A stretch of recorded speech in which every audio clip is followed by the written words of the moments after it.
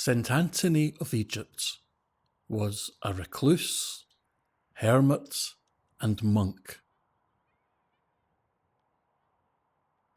The father and founder of monasteries, monks organised communities. We're here in Holyrood Park, which lies under the administration of Holyrood Abbey.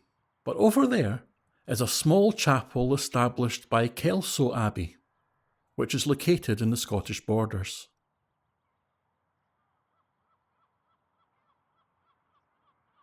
This chapel was built in the 1400s, at some point before 1426, which is when St. Anthony wrote a letter to Pope Martin V to ask him, "Please, can you give us some money to help with repairs for the chapel?"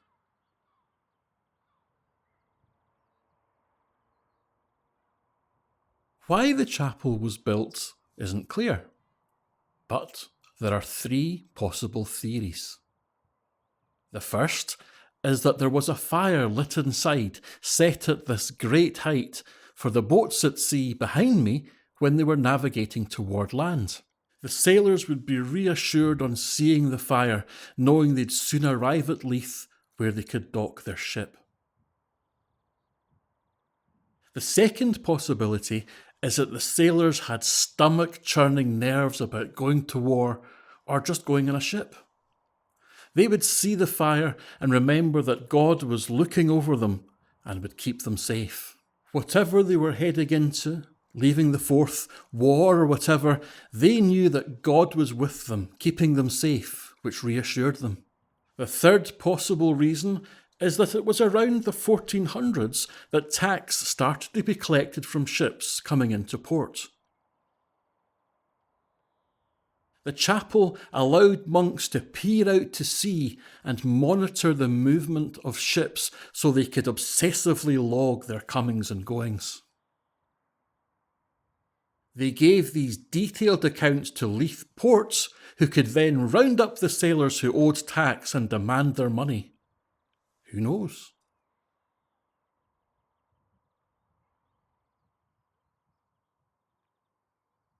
Way back in the 1400s, people came from all over to this spot.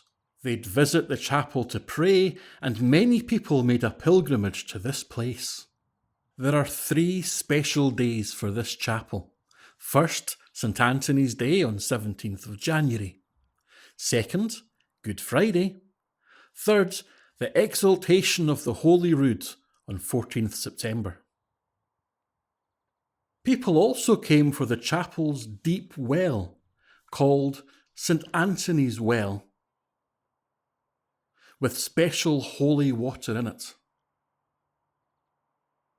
Lots of people came from all over, hoping that this water would help them and make them feel better. If someone had an illness like St. Anthony's fire, so they felt really awful, they would come here, hoping that tasting the water, infusing its power, and praying would make them feel better.